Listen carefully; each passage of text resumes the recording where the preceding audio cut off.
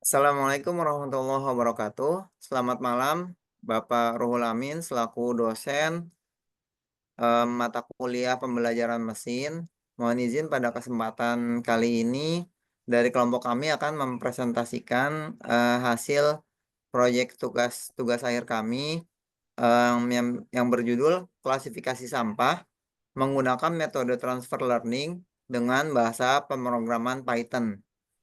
Anggota kelompok kami terdiri dari saya sendiri, Bagus Wahyu Santoso, kemudian ada rekan kami Mas Bayu Eko Prasetyo, lalu ada Ahmad Royan Rambe, dan terakhir ada Mas Hafid Nur Hidayat. Mas Bayu boleh tolong di share screen, Mas?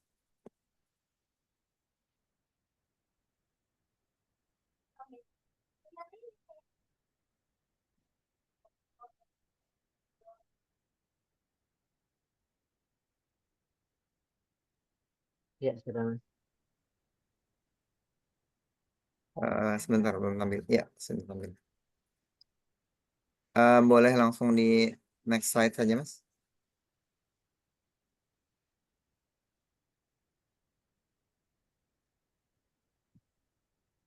Ya, latar belakang. Kenapa kami mengambil proyek ini? eh, Antara lain, pengelolaan sampah menjadi tantangan serius di Indonesia karena jumlah timbulan sampah yang terus meningkat setiap tahunnya. Permasalahan ini menuntut adanya solusi yang tepat dan efisien. Perkembangan teknologi kecerdasan buatan, khususnya computer vision dan deep learning, membuka peluang baru dalam otomatisasi proses pemilahan sampah. Penelitian sebelumnya menunjukkan bahwa metode CNN atau Convolutional Neural Network mampu meningkatkan akurasi klasifikasi sampah secara signifikan, bahkan mencapai 96% untuk klasifikasi organik dan non-organik. Dalam penelitian ini digunakan pendekatan transfer learning dengan arsitektur MobileNet V2 untuk mengklasifikasikan sampah ke dalam 6 kategori, yaitu kaca, kardus, kertas, logam, plastik, dan residu. MobileNet V2 dipilih karena efisien secara komputasi dan cocok untuk sistem dengan sumber daya terbatas. Implementasi dilakukan menggunakan bahasa Python dan framework TensorFlow atau Keras. Sistem ini diharapkan dapat meningkatkan efisiensi pemilihan sampah, mengurangi kesalahan manusia, dan berkontribusi pada pengelolaan lingkungan yang lebih baik.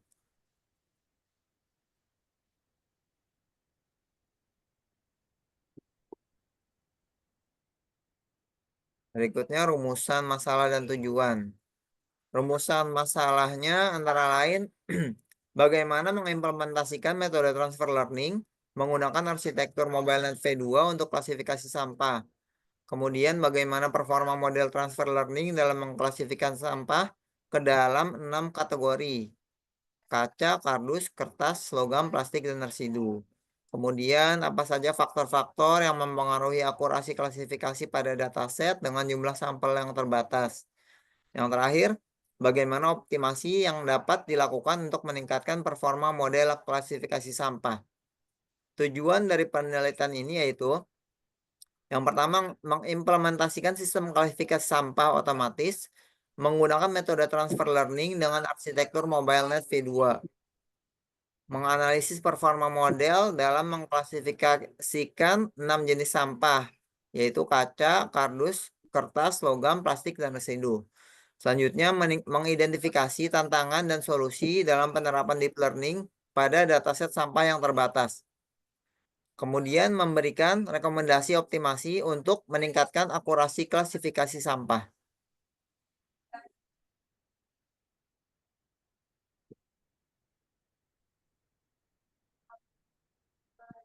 Manfaat penelitian secara teoritis, penelitian ini berkontribusi pada pengembangan ilmu di bidang computer vision dan deep learning.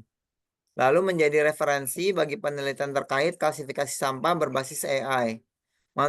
Manfaat praktisnya yaitu mendukung otomatisasi pemilahan sampah di TPA atau tempat pembuangan akhir ya.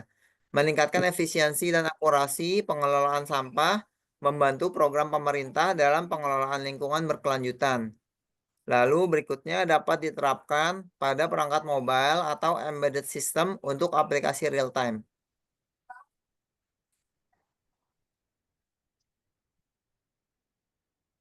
Ruang lingkup penelitian, em, penelitian ini kami batasi masalahnya yaitu pada klasifikasi hanya pada 6 jenis sampah yaitu kaca, kardus, kertas, logam, plastik, dan residu.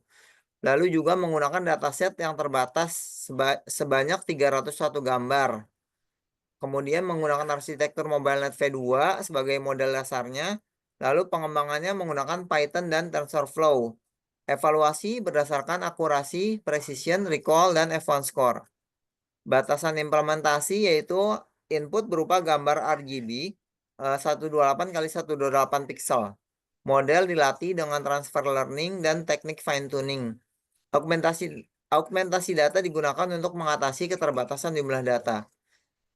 Yang terakhir tidak mencakup implementasi di hardware khusus atau sistem real time.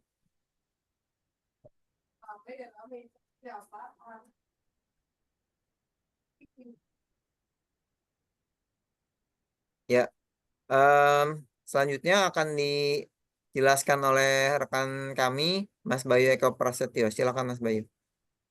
Baik, terima kasih Mas Bagus. Izin Pak, izin lanjutkan presentasi dari Mas Bagus ya. Tinjauan pustaka, klasifikasi sampah. Berbagai jenis sampah dapat diklasifikasikan berdasarkan komposisinya, termasuk plastik, kemasan, organik, logam, kayu, kaca, popok, dan lain-lain. Berdasarkan sifat, dibagi menjadi dua, yaitu organik dan anorganik. Organik ialah dapat terurai secara biologis, misalnya sisa makanan, daun, kayu. Untuk anorganik, tidak dapat terurai biologis, misalnya plastik, kaca, logam.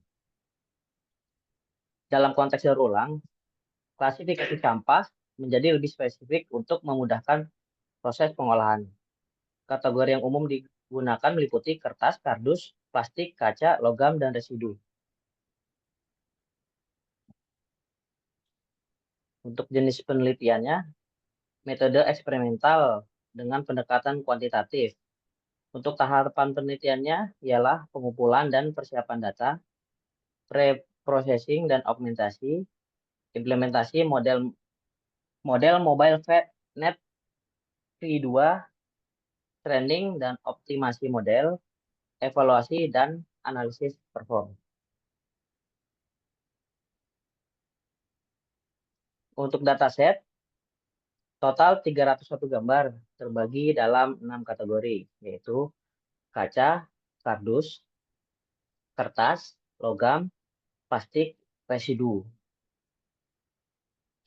Pembagian data ialah 80% training, 20% validation. Menggunakan stratified split untuk distribusi seimbang. Dataset dibagi dengan rasio 80/20 untuk data training dan validation menggunakan strategi stratified split untuk memastikan distribusi kelas yang seimbang. Untuk tahapan preprocessing meliputi resize gambar, normalisasi, format konversi. Untuk resize gambar, semua gambar di resize ke ukuran 128 kali 128 pixel. Untuk normalisasi, nilai pixel dinormalisasikan ke range 0,1 dengan membagi 255. Untuk format konversi, gambar dikonversi ke format RGB jika diperlukan.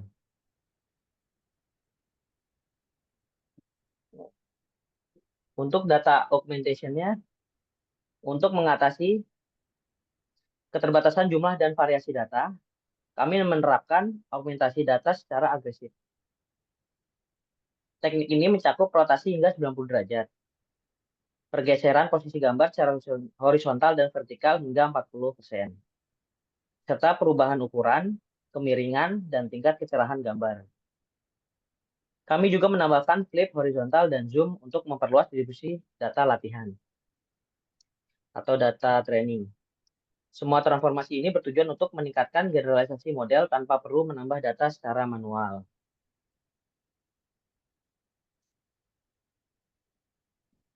Arsitektur model atau base model ialah MobileNet V2 dengan pre-training pada ImageNet. Custom layer yang ditambahkan ialah satu Global Average Polling 2D, yang dua Dense Layer, ketiga Batch Normalization, empat Drop Out, lima Dense Layer, enam Drop Out 0,3, 7 Output Layer 6 unit, sesuai jumlah kelas, aktivasi softmax untuk klasifikasi multi kelas. Untuk parameter trainingnya ialah optimizer Adam Learning Rate 0,0001. Loss functionnya categorical cross centropy. Metric accuracy, top K accuracy. Approach 42, batch size 8, class weight, balance untuk atasi data imbalance. Callback early stopping, monitor validation, accuracy. Reduce LR or plateau. Model checkpoint simpan model terbaik berdasarkan validation accuracy. Evaluasi model adalah akurasi untuk presentasi prediksi yang benar. Precision untuk ketepatan dalam prediksi positif. Recall kemampuan mendeteksi kelas yang relevan. F1 score rata-rata harmonik, precision, dan recall. Confusion metric ialah visualisasi kesalahan antar kelas. Untuk alur penelitiannya ialah penelitian ini dimulai dari tahapan pengumpulan data, di mana kami mengumpulkan dataset sesuai kebutuhan. Setelah itu dilakukan preprocessing untuk membersihkan dan menyesuaikan data. Lalu data dibagi menjadi data latih, validasi, dan uji. Untuk memperkaya data, dilakukan augmentasi. Kemudian kami membuat model training model dan memodifikasi arsitekturnya untuk sesuai dengan klasifikasi yang dituju. Selanjutnya, model dilatih atau di-training menggunakan data latih atau data training dan dievaluasi menggunakan data validasi. Setelah itu, dilakukan analisis hasil untuk melihat performa awal model. Jika diperlukan, dilakukan optimasi terhadap parameter dan arsitektur. Kemudian model diuji menggunakan data uji atau testing untuk melihat performa sebenarnya. Akhirnya kita menarik kesimpulan dari hasil yang diperoleh sebagai penutup dari proses penelitian tersebut. Untuk berikutnya akan dijelaskan oleh Mas Royan. Silakan Mas Royan. Ya, selamat malam Pak Ruhul. Saya ingin melanjutkan uh, penyampaian presentasi dari Mas Bayu. Untuk di sini kita memakai tools dan library implementasi menggunakan bahasa programnya itu Python. Terus untuk deep learning frameworknya TensorFlow Keras, terus data processingnya NumPy MPNS, visualization MATLAB, Lib, and Seaborn, terus image processingnya Pil and OpenCV, matriksnya Skitlearn. Lanjut. Nah, ini untuk hasil penelitiannya, proses training model dilakukan selama 42 epoch dengan menggunakan configuration yang telah ditentukan berikut hasil yang diperoleh. Untuk hasilnya, ini hasil per kelas, performa model, dan setiap kelas tanpa menunjukkan variasi signifikan. Lanjut, Mas. Untuk confusion metric analysis, pola kesalahan klasifikasi, kaca, salah sebagai logam. Nah, ini hasil klasifikasi dari confusion metric. Ini telah diklasifikasi lanjutan dari hasil ini. untuk penyebab kesalahan umumnya sih lebih ke si tersebut dalam mengidentifikasi modelnya sih. Jadi kalau misalnya kaca nih gambar tersebut lebih mirip kayak seperti plastik gitu. Jadi ada ketimpangan gambar. Jadi si machine learning-nya nganggap itu bisa salah. Terus ada juga yang sesuai sama gambar bisa nganggap itu bisa jadi benar gitu. Lanjut Mas. Nah, 6,7. Dari sini sudah di testing hasilnya dari 6 kelas yang benar ada 4. Meskipun tes akurasi tampak lebih baik dari False Accuracy, confidence score yang rendah rata-rata 35% kurang dari 35% menunjukkan oleh tidak yakin dengan prediksinya.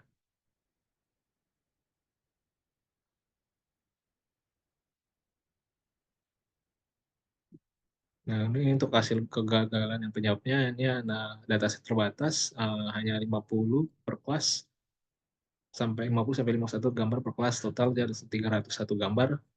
Deep learning idealnya butuh 1000 lebih gambar per kelas. Variasi indera, kelas tinggi tanpa sejenis bisa sangat fluktuasi bentuk, warna, dan teksturnya. Kemiripan antar kelas, terus kualitas dan konsistensi dataset. Terus overfitting karena augmentasi terlalu agresif, model belajar dari noise. Terus kedua menurunkan kemampuan generasi ke gambar asli. Oke, lanjut Mas.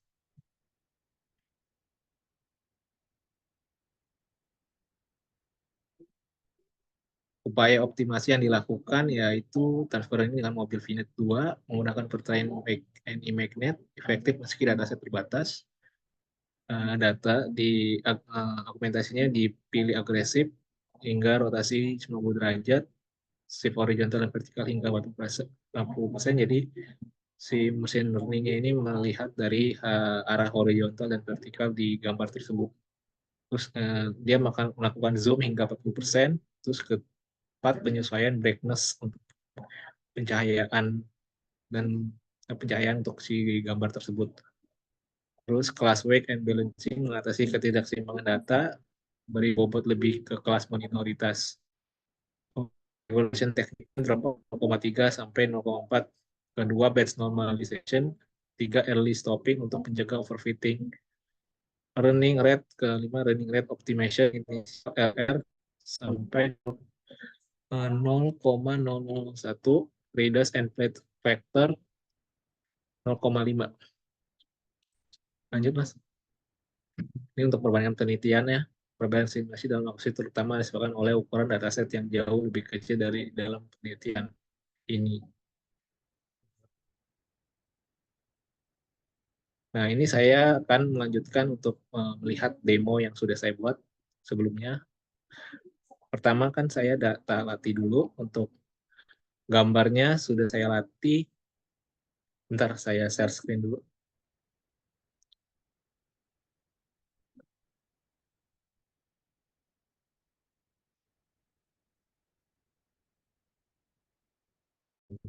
Um,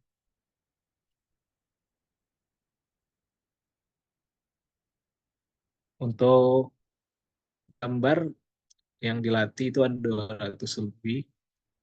Nah, ini ada gap-nya sampai 60 image yang jadi si gambar tersebut, si mesin ini bisa menemukan sampai gambar 241 image. Tapi dia membacanya cuma sampai image. Nah, ini ada kesenjangan gap yang terlalu tinggi banget. Jadi pas saat menjalankan machine learning ini. Nah, ini epoknya sampai 42 kali putaran. Jadi sampai 42 kali si mesin ini memahami atau menghafal si data tersebut gitu sih. Dan kita lanjut ke program yang sudah saya buat. Nah, ini kan pertama kita upload dulu datasetnya, kita browse. Jadi pilih dataset ini, kita select folder. kita select folder, nah maka muncul total kelas dari 6, total image-nya 301. Untuk distribusi per kelasnya masing-masing ada 50 setiap kelas, untuk plastik 51. Nah, untuk model yang dipilih adalah transfer learning mobile net V2. Untuk epoch yang dilakukan adalah 42 kali putaran. Running rate-nya membaca ratingnya untuk 0,001. Terus data dokumentasinya untuk dia lebih agresif. Terus training progress. Nah, ini hasil dari log di aplikasi. Terus prediction test. Untuk tes kelas testing yang pertama kaca, dia bisa menghasilkan hasil yang sesuai. Untuk kardus masih belum sesuai, dan kertas juga. Untuk logam dan plastik dan residu, dia menunjukkan hasil yang sesuai dari yang diminta. Kita coba tes beberapa gambar, apakah menghasilkan hasil yang sama. Untuk pertama kita jalan tes untuk kaca. Kaca kita masukkan open. Botol kaca ini seharusnya dia akan membaca hasil juga kaca. Kita prediksi. Ya betul, hasilnya yang keluar sesuai kaca. Kita lanjut lagi, misalkan kardus. Kardus itu tadi dia ada gap yang ada kesalahan. Jadi misalkan kayak ini, kita pilih kardus, terus kita prediksi, hasilnya yang keluar plastik. Jadi dia mungkin si mesin learning tersebut membacanya agak membingungkan. Jadi dia dikira ini misalkan jadi plastik gitu. Jadi mungkin dari hasil gambar yang kurang kurang detail gitu. Jadi si mesin learning ini gagal membaca gambar tersebut. Lanjut untuk kertas.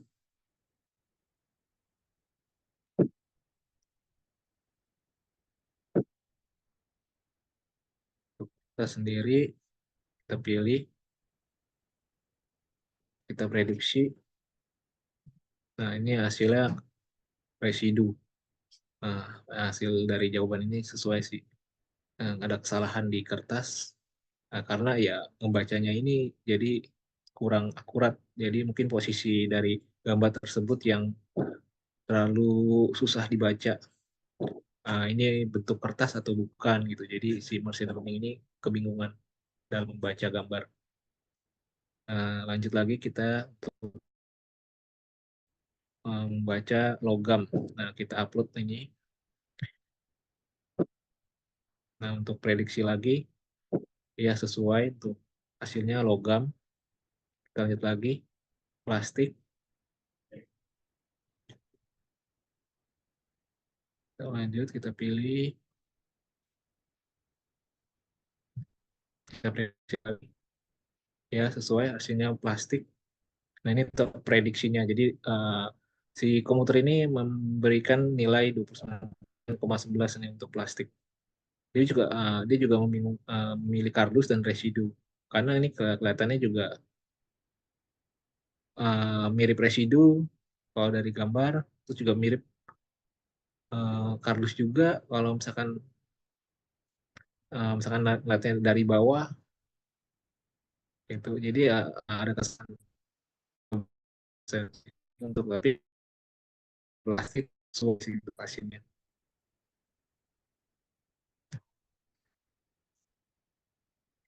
Untuk residu, kita pilih gambar ini. Ini kan gambar popok lah. Popok kan dalam bahannya bisa namanya kan residu. Sesuai atau tidak? Nah, sesuai residu. Nah, ini yang paling ada pilihan top 3 prediksinya. Yang pertama residu. Sesuai sama yang kita pilih. Yang sesuai dengan model yang kita masukkan. Oke, dari situ hasil dari 6 kelas yang benar 4, total 60,7% dari keseluruhannya. Terus result analysis. Nah, ini untuk kacanya precision, recall, F1 score. Nah, untuk kardus ya hasilnya masih kurang stabil. Kalau ini belum ada nilainya ini. Dan kertas juga hasilnya juga belum sesuai. Dan logam plastik dan resiko hasilnya sesuai.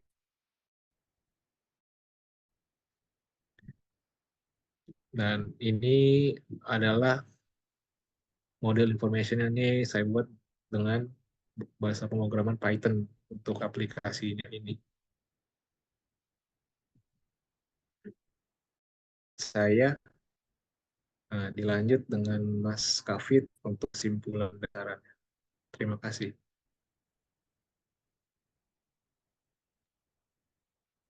Iya, terima kasih Mas Royan. Pak Ruhul, saya izin melanjutkan untuk part kesimpulan ya. Dari hasil penelitian kami, ada beberapa poin penting yang akan saya sampaikan. Yang pertama, penelitian ini berhasil mengimplementasikan transfer learning dengan arsitektur MobileNet V2 untuk klasifikasi 6 kategori sampah. Tapi akurasinya masih terbatas, yaitu sebesar 43%. Dari performa model, kategori kaca menghasilkan nilai terbaik dengan skor sebesar 0,583. Sementara kategori kardus ini sulit dikenali ya. Faktor utamanya rendahnya akurasi antara lain jumlah data yang sangat terbatas, hanya 301 gambar. Kemudian variasi bentuk sampah dalam kategori. Kemudian kemiripan visual antar kelas, seperti yang tadi disampaikan oleh Mas Royan ya. Di gambar botol tadi mirip juga dengan residu. Kemudian kualitas gambar yang kurang konsisten. Meskipun transfer learning membantu dalam ekstraksi fitur, metode ini belum mampu sepenuhnya mengatasi keterbatasan dengan data yang kecil. Sehingga hal ini berdampak pada turunnya training akurasi dan validasi akurasi. Selanjutnya ke saran. Jadi saran dari kelompok kami untuk meningkatkan kinerja sistem klasifikasi ini ada beberapa yang akan kami beri saran. Yang pertama, kita harus memperluas dataset minimal 500 sampai 1000 gambar per kategori, serta konsistensi dalam pengambilan gambar. Yang kedua, model bisa dioptimasi dengan menggunakan arsitektur yang lebih ringan dengan MobileNet versi 3 atau EfficientNet Lite. Kemudian melakukan file tuning lebih dalam serta menyesuaikan hiperparameter dan argumentasi data. Ketiga, bisa diuji pendekatan alternatif seperti ensemble learning, few-shot learning, data sintetis, hierarchical classification, dan juga active learning. Dari segi implementasi, fokus bisa diarahkan ke kategori yang sudah dikenali dulu, terus menambahkan confident threshold, atau mengintegrasikan dengan sensor pendukung. Terakhir, sistem bisa diperkuat dengan aplikasi berbasis web, serta diuji pada dunia nyata dengan menggunakan pendekatan self-supervised learning. Demikian kesimpulan dan saran dari penelitian kami. Terima kasih atas perhatiannya. Kami dari kelompok mengucapkan terima kasih dan ditutup. Wassalamualaikum warahmatullahi wabarakatuh. Waalaikumsalam. Waalaikumsalam warahmatullahi wabarakatuh. Ini menambahkan untuk tadi kan validation 43,33%. Di halaman ini di bagian